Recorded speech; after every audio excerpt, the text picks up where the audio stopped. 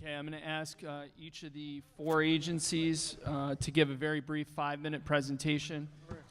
Let's start off with Madam Comptroller on behalf of the City Auditor, then we'll do Mayor's Office of Sustainable Solutions, then we'll do Law, and then we'll do OIG. Good afternoon.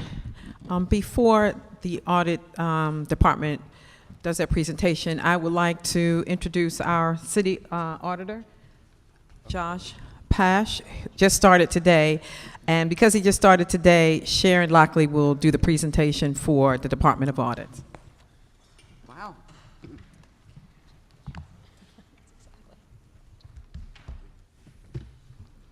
Good afternoon, members of City Council. I am Sharon Lockley, and I am an auditor supervisor and a CPA with the Department of Audits. The duties of the Department of Audits under the Comptroller are established in Article 5 of the City Charter. Our objective is to provide the most timely and comprehensive scope of audit coverage of the city by deploying audit resources in an effective and efficient manner for all of our audits and responsibilities. Our audits are performed in accordance with generally accepted auditing standards and generally accepted government auditing standards, as is applicable to the specific audits being performed. Auditing staff are provided the mandated 80 CPEs of training as required by GAGAS to assure that staff is adequately and properly trained to perform audits, and the department stays abreast of all new and revised standards that impact the audits performed. Audits planned for fiscal year 2020 include the following. We will be performing the audit of the city's annual financial report, the CAFR, and the related enterprise audits. Those enterprise audits are water, wastewater, parking, and stormwater, and those will be performed for fiscal year 2019. We will also be performing the single audit for fiscal year 2019, the Enoch Pratt Free Library for fiscal year 2019, and the Group A biennial agency audits, both for financial and for performance for fiscal years 2017 and 2018. The biennial agencies that will be audited for this period are the Department of Finance, the Department of Public Works, the Fire Department, the Department of Housing and Community Development, the Department of General Services, the Baltimore City Office of Information and Technology, the Mayor's Office of Human Services, and in addition, a performance audit of the Baltimore Development Corporation. All Group A biennial agency audits have begun and will be completed by December 31st, 2019. In addition, the Department of Audit maintains a fraud hotline. The department investigates reported allegations and prepares reports on those found to be valid. The department also consults with the City OIG office on fraud-related matters. All audit reports are reported to the Comptroller and each of the other members of the Board of Estimates.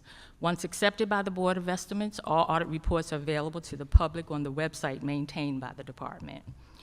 Through each of our audits, the Department of Audits provides an independent assessment of the cost and performance of City of Baltimore programs and operations that ensures public transparency and accountability.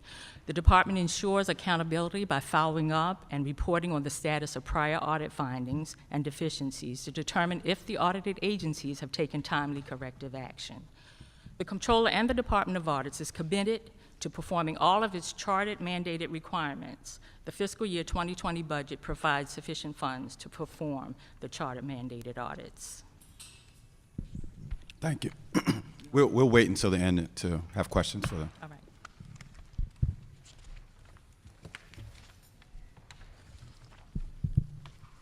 I believe the next item is city stat.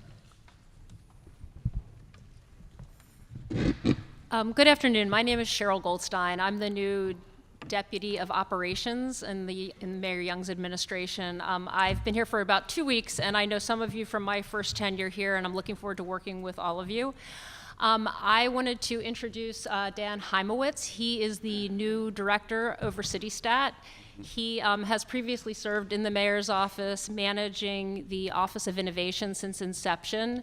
He will be managing both the mayor's Office of Innovation as well as City Stat. I'm really excited about him taking on this role. Prior to coming to the city, he worked for the Tony Blair Foundation for 5 years, where he worked with governments all over the world on creating accountability mechanisms like CityStat. So he's really well qualified, and we're lucky to have him, and so I'll turn it over to him. Thank you.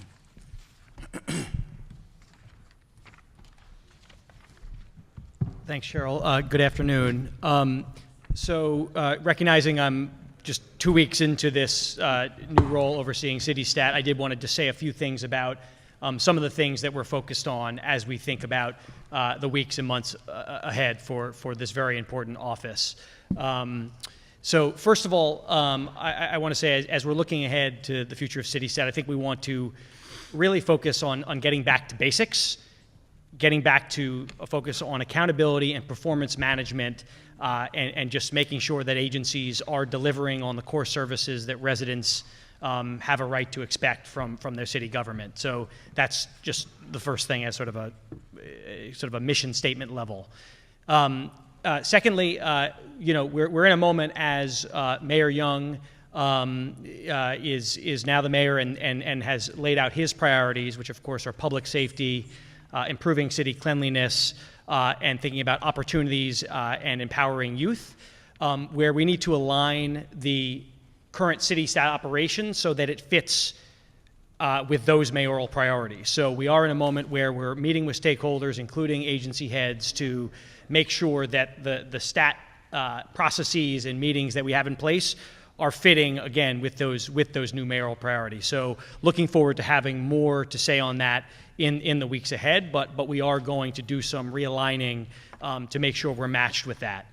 And then third and finally, just recognizing that we're really looking forward to working with the council as we think about this.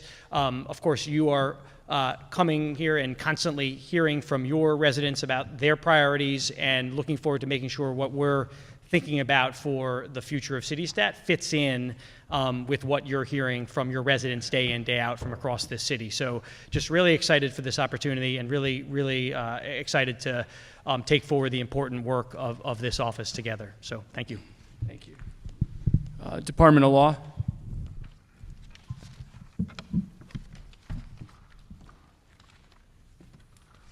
Mr. Chairman, members, good afternoon. My understanding is that I was requested to be a part of this panel, but we will not be presenting on our department until Thursday. If I'm mistaken about that, I apologize, but we're on the calendar for Thursday. Yes, correct, for the department as a Okay. whole. Judge Davis, one of the things that we started doing a couple years ago is that we have panels to discuss topic areas so that we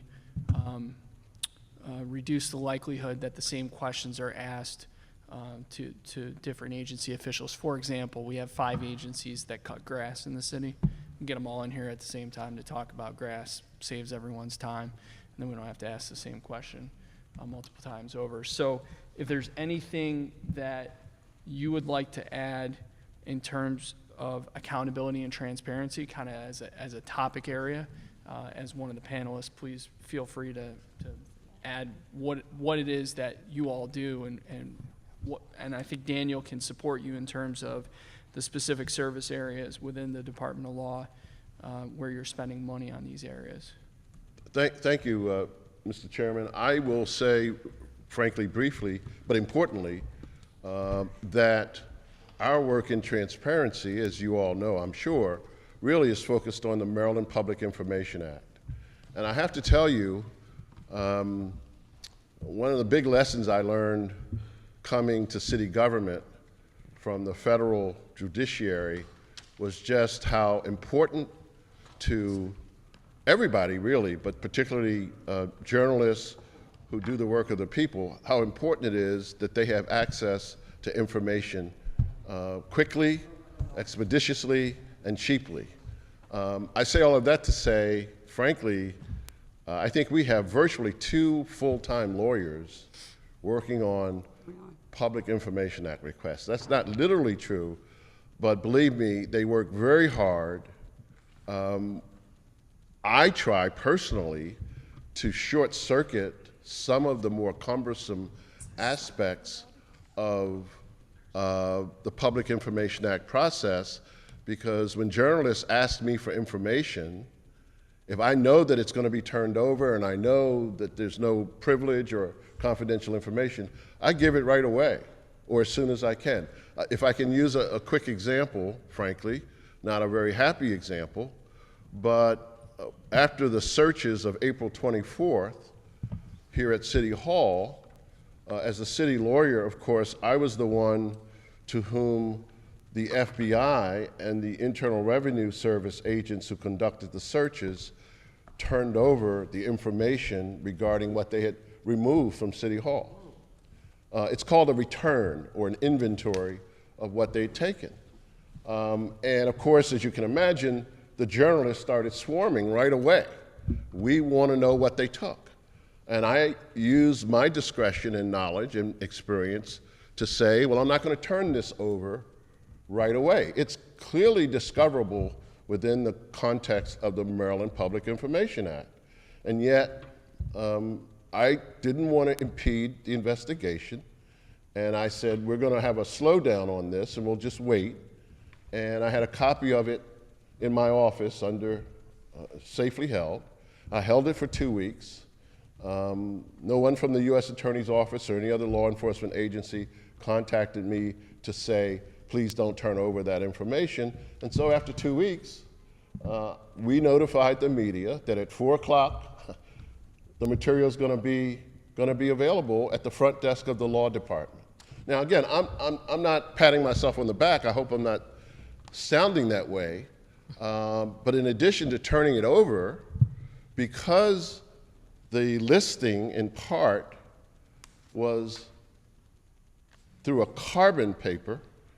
How long has it been since anybody heard of that?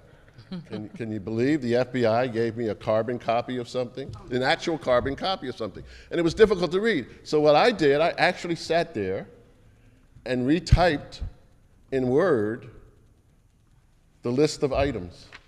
And so I attached my typed copy with the carbon copy with the warrant. Again, I'm not patting myself on the back. I'm really not. I just think that that's an anecdote that displays, I think, rather poignantly how committed the law department is, because we know that you all want transparency for your constituents, and the media, the Fourth Estate, is entitled to have information about how government is operating. But so we do the best we can. Right now, under present circumstances, as you might guess, we're not able to turn out information as quickly as we would like. And I was questioned last week by a reporter who wanted to know just how disruptive the ransomware attack will be in terms of our responsibilities under the Maryland Public Information Act. And I told him what I know to be true. We're going to do the best we can. If we don't have it, or if we don't have access to it, you're not going to get it from us.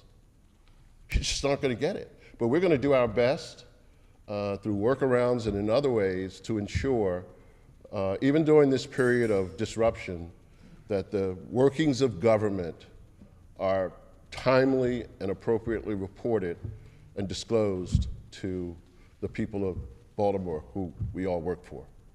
So, sorry to go on for so long, but that's the role, a part of the role, not the entire role, but part of the role that the law department plays when it comes to accountability and transparency. Chairman Costello had to step away, and the vice chairman is not here, so as usual, I'm I'm filling in again.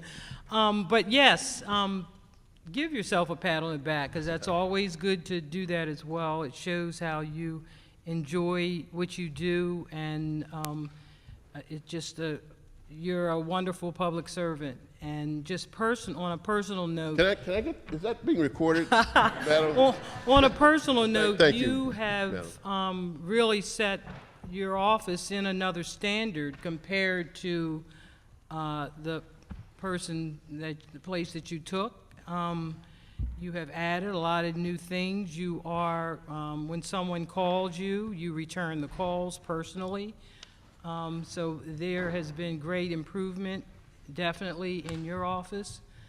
And I also want to commend you just through some constituent service things within my district, as far as when people file to get, you know, money back from a problem they've had with plumbing or whatever. You have kind of helped to expedite somewhat. There could be more improvement in that service, but I commend you, because those are things that are those little things are the things that are important to the everyday constituent. So on that note, our President, Scott, is also here, and our chairman is back. Thank you.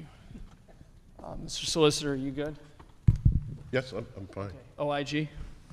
I do want to acknowledge, in light of what was just said, I do owe you a return call, Councilman Cohen. I'll get to it, I promise. Thank you.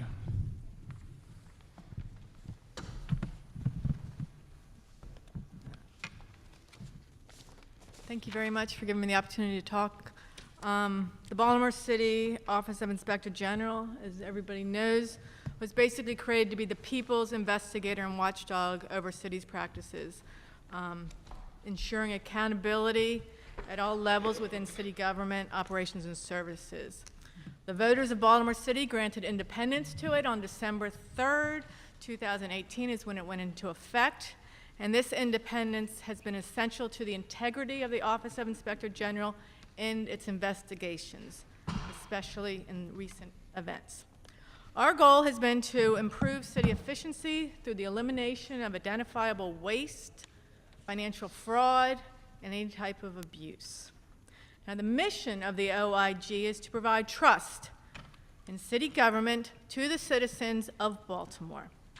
And the budget of the OIG is presented to an independent board as a result of the new law that went into effect, and this was done in March. Now, the increase in my staff and resources is primarily the basis of the budget. The primary focus upon being appointed was to transition and restructure my office in order for it to be efficient and effective in carrying out the mission that we have. Upon my arrival, I had a very diminished staff of investigators and a backlog of cases, which required immediate attention. The office staff was increased from 6 to 13. The diversity of my office has increased from 20% to over 65%, which represents the diversity of Baltimore City. Additionally, the OIG is made up of 50% women.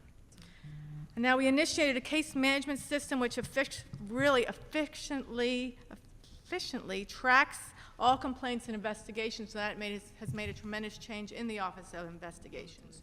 We refocused the mission of the OIG to focus primarily and substantially on investigations. At the present time, we have 41 active investigations. I have 17 pending investigations. That's not complaints, that's investigations.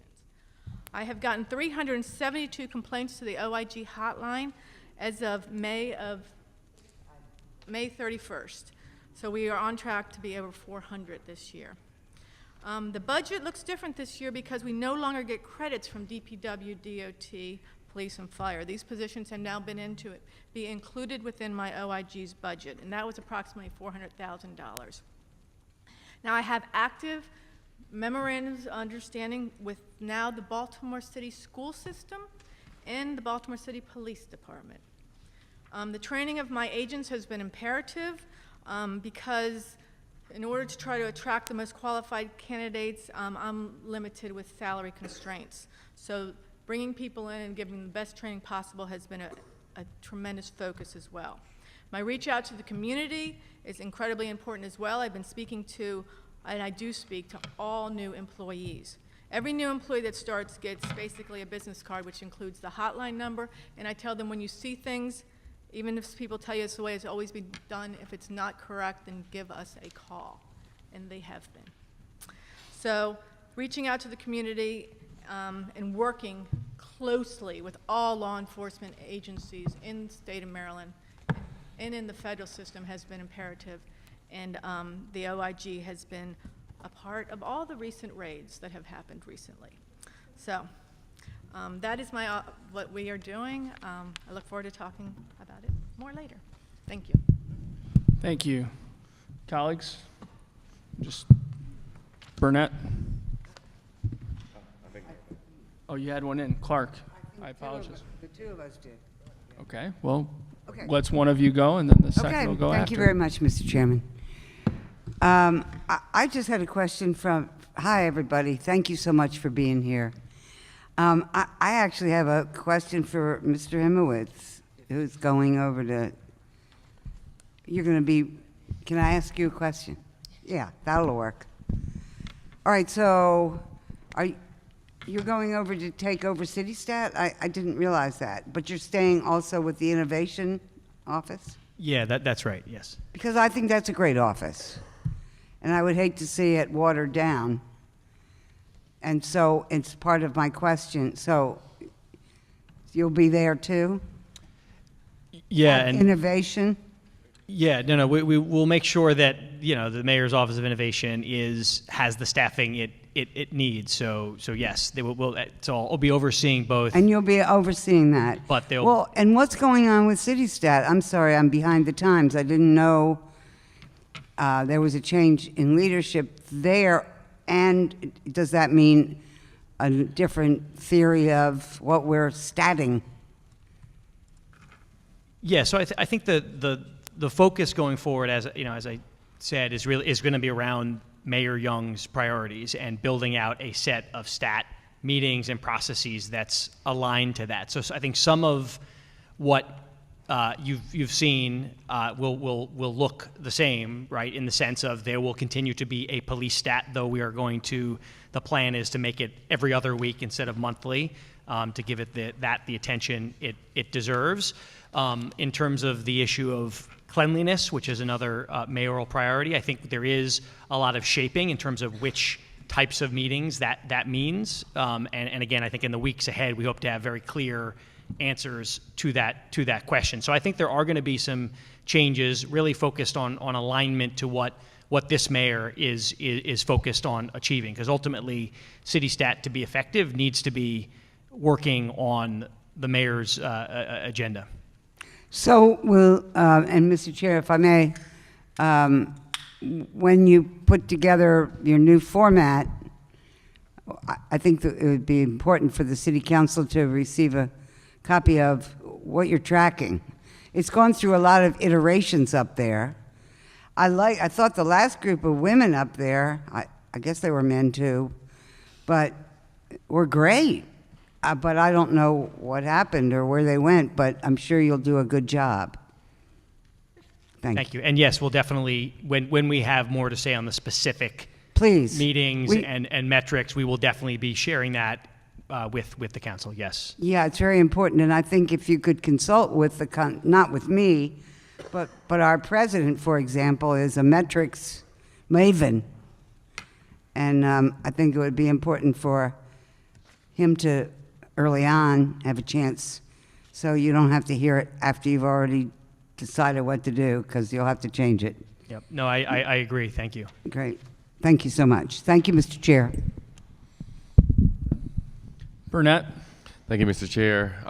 Well, we can keep going there. That's exactly what I wanted to mention to you. Is there, and welcome aboard, is there consideration to centralizing the creation of agency metrics to measure success and not allowing agencies to develop them themselves? So, I mean, so I think to some extent that's been, this predates me in this role, but I know that I think for the first time, this very process in terms of the metrics that are associated with the budget have been developed, CityStat partnering with BBMR in a very centralized way. So I think that is happening. In terms of like the metrics specifically associated with the stat meetings we're going to be holding, yeah, I think that's going to be something we shape, yes, in conversation with the relevant agencies, but that's something that we obviously in the mayor's office, will be taking a very keen interest in and making sure they're the right things and, that they're the right level of ambition, et cetera. Does that answer your question? Yeah, I mean, Can I just it's add not really, one quick thing? Yeah. This budget book reflects that process of BBMR working with CityStat and the individual agencies over the course of almost a week. So a lot of time and effort went into getting everyone on board. The only agencies that have not updated the performance measures are police and health, and the reasoning behind those were that they both had their executives' positions vacant. And we felt strongly that the new commissioners should be able to have a say in the measures that would end up in the budget book. No, I not sort of getting at more of a higher level thought process around agencies themselves. So I'll give an example. You weren't in the hearing earlier. There was a lot of discussion about vulnerable young people engaging in the youth opportunity centers. And in the budget book, it says that the target goal was 850 young people, when the agency director indicated that, and we agreed that that number of vulnerable young people in Baltimore City is probably significantly higher than 850 young people who are vulnerable. So if you even among that, one of the other metrics showed that of those 850, there were 45% were completing a education-based programming. So, and the reality of it is that the 800, we know that the number is probably close to 10,000. 50% of that fifth of the number that we know it probably is, we aren't even hitting that. And so it really just becomes, I mean, that's just one small example of an agency's developing a metric, or you're developing a metric, but none of them are based in any reality, when we know the problems that go beyond 800 young people in Baltimore City that need help. And if we aren't being honest about the types of things that we're measuring, yeah, you might hit it, you may not hit it, but if the number isn't based on anything that we know Baltimore City residents care about, that we're hearing about in our communities and in City Hall, then what is the point of it all? We should have metrics that are based in reality, that actually measure things that will drive the agencies to do better. And if we have to have honest conversations about why we aren't reaching those 10,000 young people, and if it's about the budget, if it's about funding, then that's something that, and I'm not putting this on you guys, I'm just saying this is also a conversation with the mayor and in future administrations, that the whole point of this exercise is to make city government better. And if we are setting a very low bar that's not based in fact, we're not going to ever get better. And so I would challenge you, as you go into this role, to have hard conversations, and let's put out real facts to both the council and these budget books, but to more importantly, the public. More of a statement, but let's keep talking. The other question I had was for, I guess both of these may be directed to the comptroller. One is in reference to service number 130. And in there, and this is sort of in the context of the cyber attack, it shows that there was a request to remove a database specialist and create a position for a agency IT specialist. Does this person report directly to you, or would this person work for BCIT? The person will report, will be within the Department of Audits, and it's Sorry, can we use the mic? I can't hear you. A microphone. Thank you. the person will report to the city auditor. The city auditor? Yes. Okay, and can you speak to how their work will sort of integrate into the larger work? BCIT is how does it fit into the BICT puzzle? And maybe this is not specific to your agency. I'm going to keep asking sort of these questions, because when we've been in this recovery phase, I'm seeing people from like Rec and Parks coming over. So yeah, if there could just be further explanation into that. Okay, the deputy will explain the reason why. Can we vote?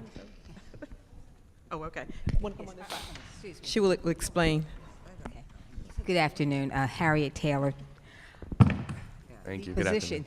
The position is currently a database specialist, and it's being changed to an IT specialist in accord with the change that was done by DHR.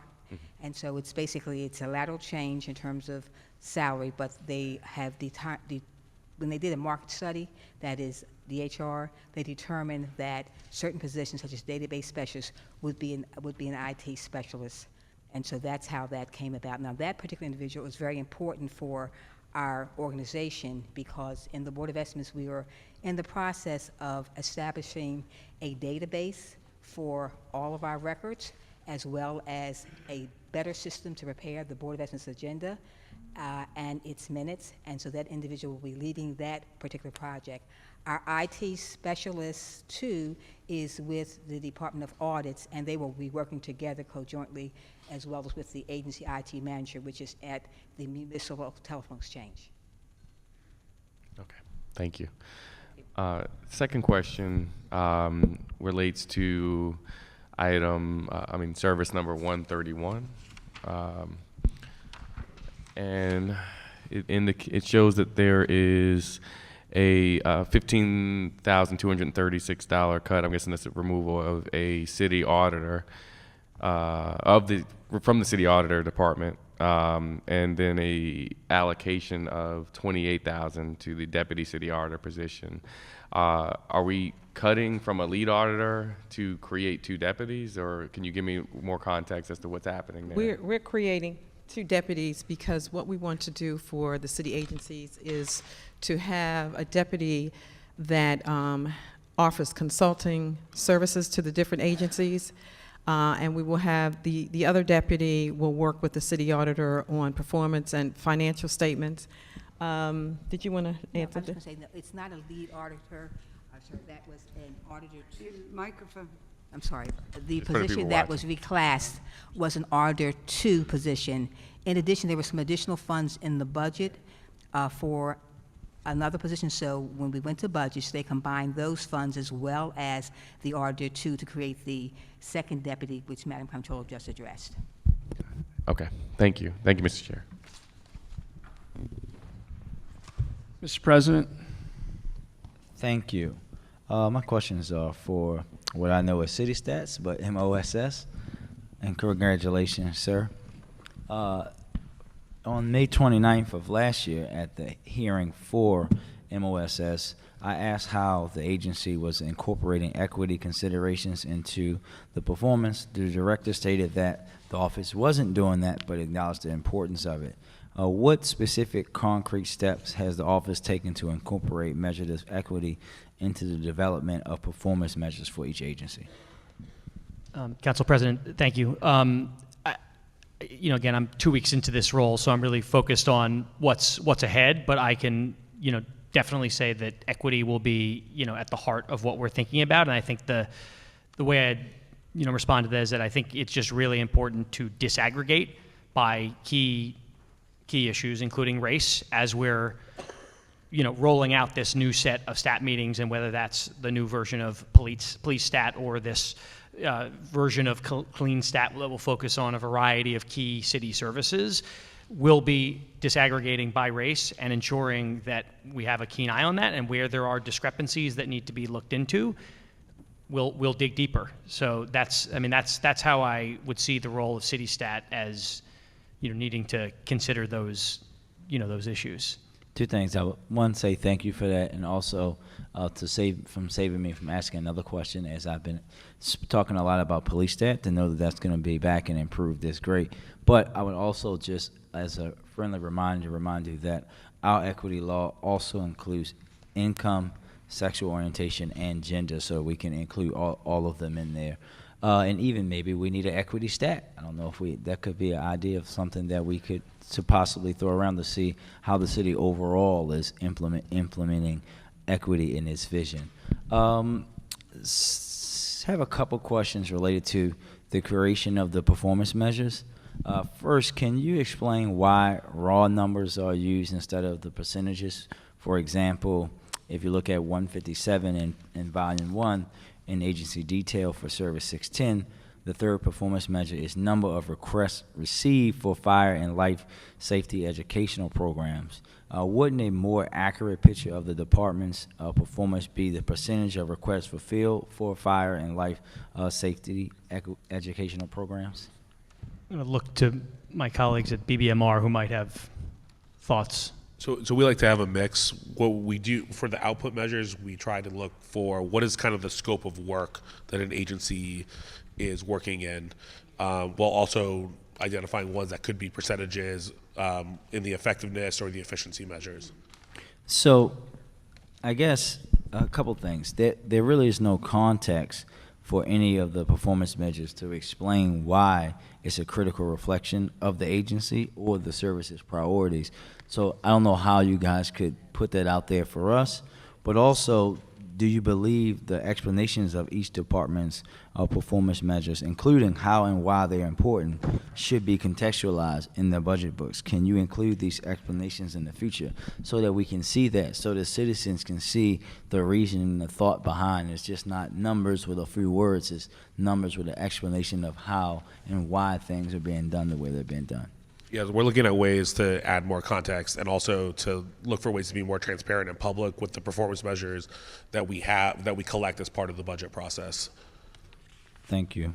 And my next question, and my last one for this round, Mr. Chair, is during the last year's budget, wasn't you, the agency stated that they would start borrowing someone 2 days a week to conduct spot checks on agencies' closed service requests.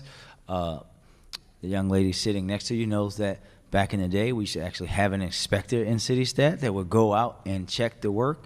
No disrespect to any of the agency heads and agency people before you, but they'll tell you things are being done if they know you're not going to check them. So under your leadership, can you talk about how those things are going to be done, how we're going to check to make sure that if they say this water leak is no longer leaking, that we actually, someone goes and check it that is not connected to DPW, and not picking on them, but they are the agency that we get the most complaints about. If someone says the water's leaking, they say it's not, 90% of the time, the water's still leaking. So can we talk about how you're going to do those things?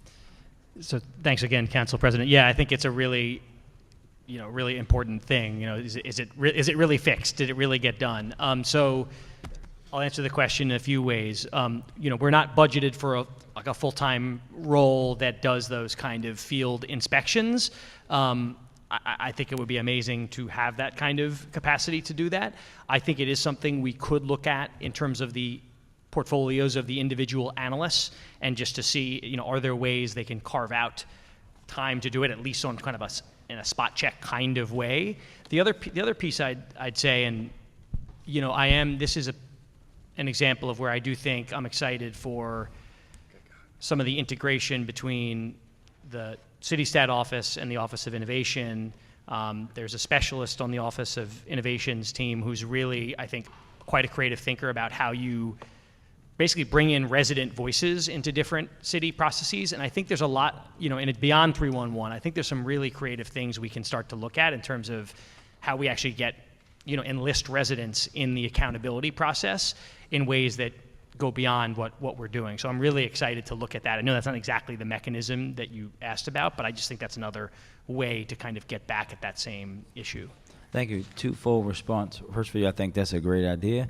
We might be even able to partner with community organizations to have them looking up things like that. I think that will be a great.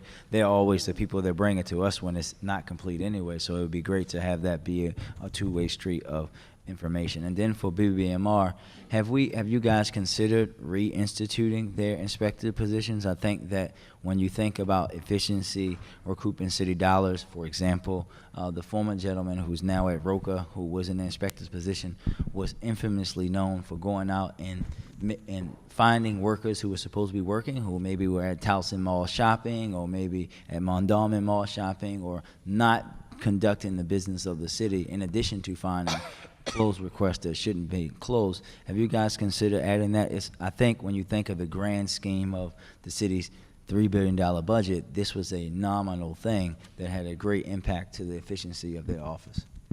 I think that's something we could definitely consider. And also, just to remind, we do performance audits, where the comptroller's office does performance audits where they're going into individual agencies to verify that the quality of the data and stuff was getting, maybe not physically done, but at least recorded correctly. And then we also, when we have those suspicions, we utilize the Inspector General and her staff for anything that I would consider kind of malfeasance. But that is definitely something that we can discuss in next year's budget. We should make sure that we have those things. We know that the work that the comptroller does is critically important. We know that the work that the Inspector General does is critically important. But for the operations of the day-to-day city, we have to make sure that work's being checked too. I understand. I'm done, Mr. Chair. Burnett? Sorry. Got me going with the performance measures. Thank you, Mr. Chair. So this was, I guess, sort of a joint question The Service 133, the municipal telephone exchange, we're actually, a lot of the comptroller specific sections don't have performance measures. Is there a reason why for this one or other ones that it's not included? I don't know enough about what's supposed to be in these or not. They'll be here. They're presenting. Next session. Next session. Next session. Got it. Okay. Oh, in the next section of the book. My apologies. Okay. Sorry, Mr. Chair. I was confused for a second. All right. Councilman Cohen. Thank you, Mr. President. And thank you all for being here today. I know you're getting a lot of the time, but did want to go back to CitySat for a quick moment. My colleague lifted up some important points, and I want to sort of also recognize that compared to comparable cities like Philadelphia, in terms of how we publicly present our city stat, we're not doing so good. The online dashboard system is not great. I think I'm speaking for some of my colleagues when I say that, like, I don't often feel really informed or included in city stat, and so I'm pretty sure my constituents don't either. So in terms of the public-facing aspect, because I think it's good for government to be looking internally and getting a barometer and a check on how our various agencies are doing. But if the public doesn't see that, if they don't have if they don't have a way to judge themselves, then it continues to further undermine our credibility and erode public trust in government.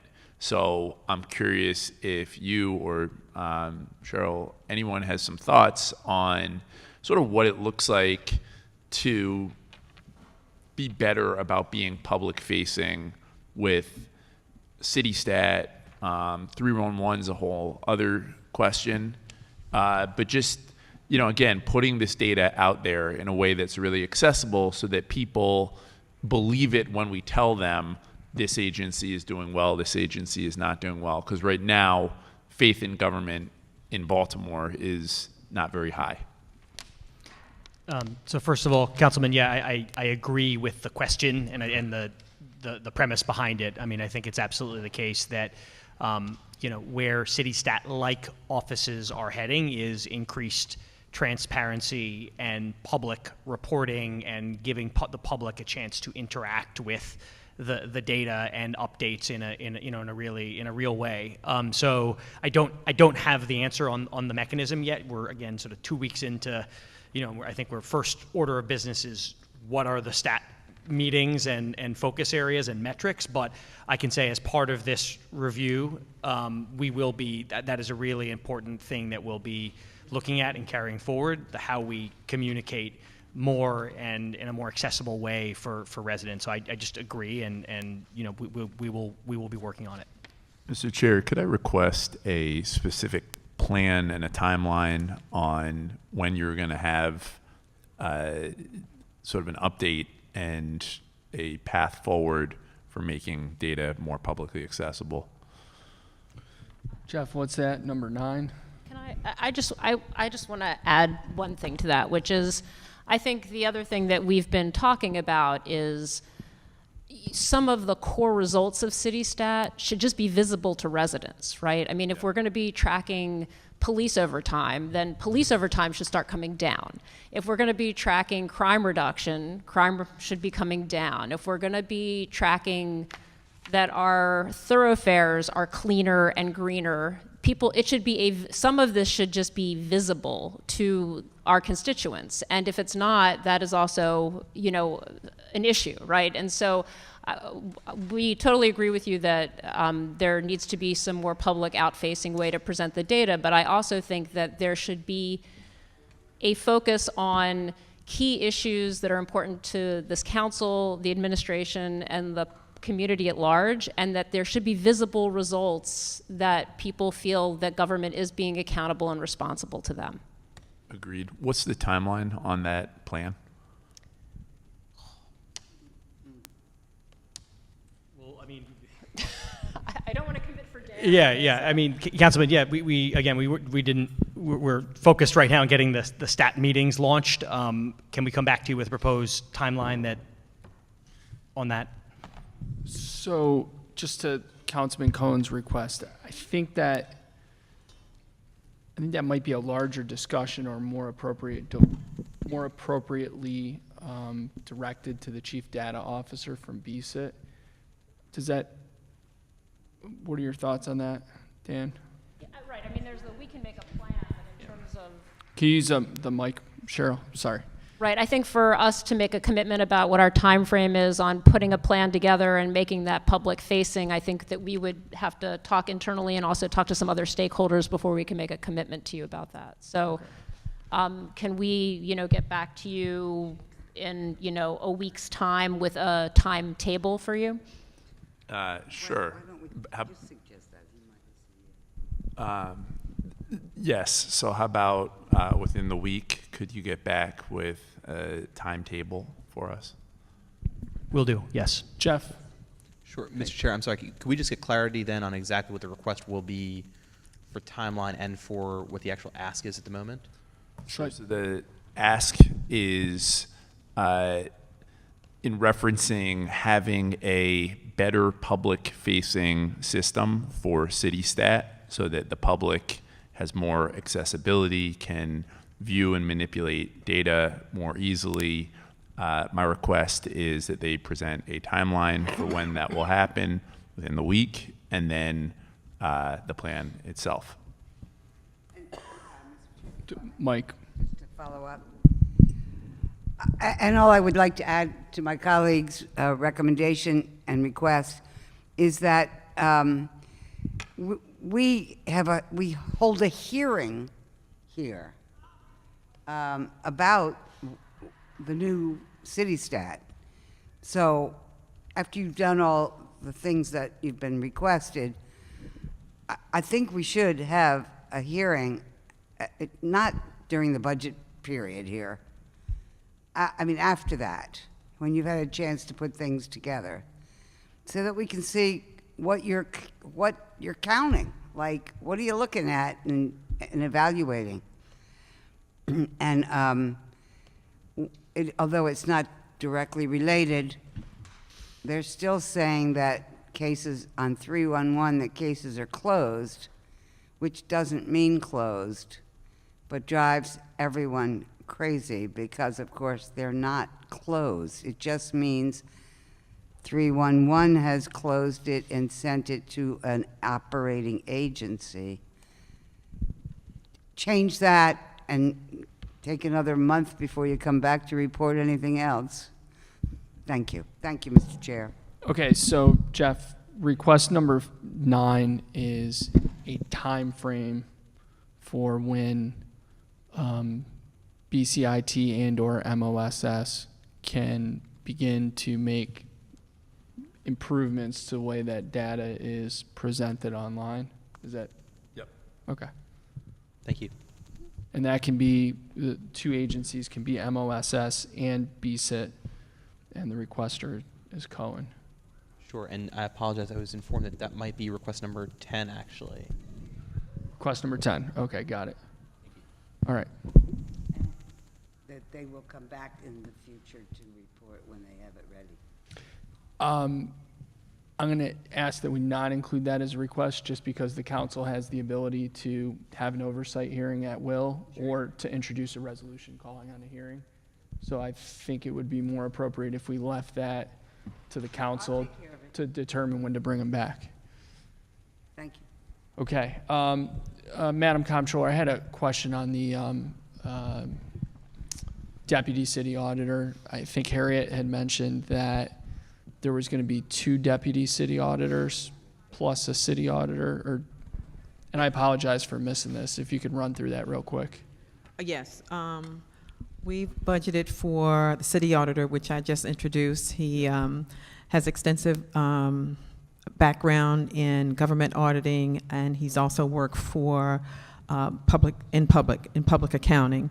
The deputy city auditor will start next Monday, one deputy city auditor, and the other vacancy, we're in the process of interviewing for this particular position, which will offer consultant services, which will not impair what the independent auditors were able to do, but to offer consulting services to the various agencies so that they will understand what the auditors will be looking for so that they can get clean opinions. Got it. And that the last position that you spoke of, that will not be a deputy auditor, correct? It will be a deputy auditor. There will be, the organizational structure will be one city auditor and 2 deputy auditors, but they will have totally distinct functions. Okay, got it. And I know this conversation's been fluid recently, Yes. so to say, but because the reason I asked the question, the budget book only has 1 deputy auditor identified. So is there going to be a reclassification of some position so that there's now 2 deputy auditors? We have budget. We have in our budget to be able to hire an additional deputy. Okay, got it. Okay, thank you. Councilman Henry. Thank you, Mr. Chairman. As is often the case, my colleague from the 14th District has anticipated one of my questions and concerns. I wanted to ask a little bit about the relationship between 311 and CityStat under the new director. And she already mentioned that there is a chronic disconnect between the agencies and 311, where the 311 takes a call, they refer it out to an agency does the first part of a pipeline of work in solving the problem, but then reports that back as they've done their part, and so the request is closed out as if the problem is solved. CityStat used to be the way that the agencies were held accountable for their estimates of how long things were supposed to take, and also CityStat used to be the mechanism by which the administration attempted to shorten those estimates when possible. And I'm sorry, Mr. Chair, I think this is going to be a little bit more complicated than it would have been, because I don't think 311 is coming in for a hearing, so I'm going to try to just do this through the CityStat side. BSIT will be in for a hearing on Friday from 2 to 5:30 p.m. and I'm sure we can bring in. We can bring that. Okay. If you would like. So I guess what I specifically asking you in the CityStat from the CityStat end is that when we've had these conversations in the past with 311, 311 just throws up their hands and says, we just take whatever estimates the agencies give us. We're not the ones that are there to hold the agencies accountable in any way, shape, or form, but I think that's your job. So how do you already have a plan to review with 311 all of the different standard 311 requests and what the agency's estimates are for time, and go through which ones are multiple agency pipeline ones to see how we can get multiple service requests generated, and then, and this is the difficult part, getting those multiple service requests somehow conveyed back to the reporter so that they know, even though the first part was closed out, that there is a next part, and now this is the new service number for that one, and so on. Can you talk a little bit about that for a minute? Councilman, I'm going to answer your question in a second, but I think Daniel from BBMR had an initial comment on this, but I'm going to answer. So in regards to the 301 piece, I know that every city stat director, including Dan, one day will lose their mind over the closed means closed. That was a large part of system issue. So a few years ago, there was a budget request to upgrade to Salesforce that has been recently implemented. So a lot of those issues were the kind of primary case, as it were, will stay open as the kind of various children. We can do that now. Yes. Okay.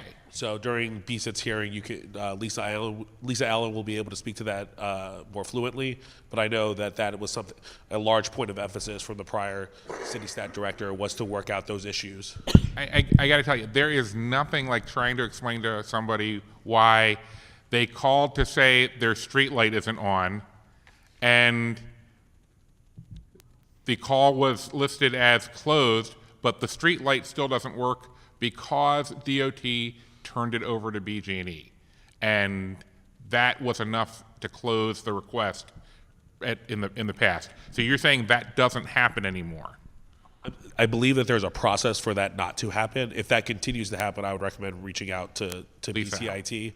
But I know that they have the capability now to create kind of subordinate cases so that the kind of the tiers of activity that need to happen can be checked off prior to the parent case being closed out.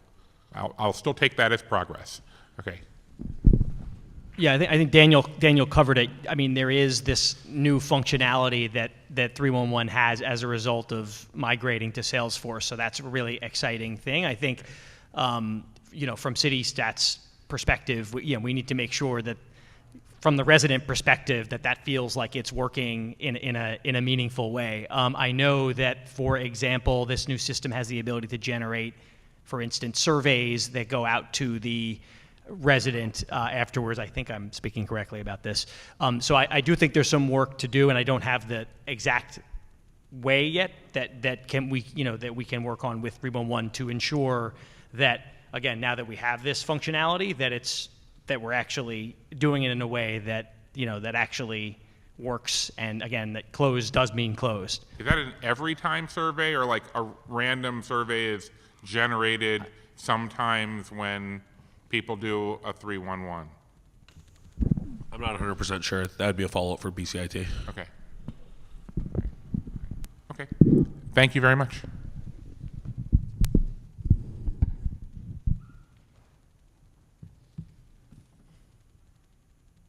Everyone's good? All right. Thank you all very much. We're in recess until 4:30.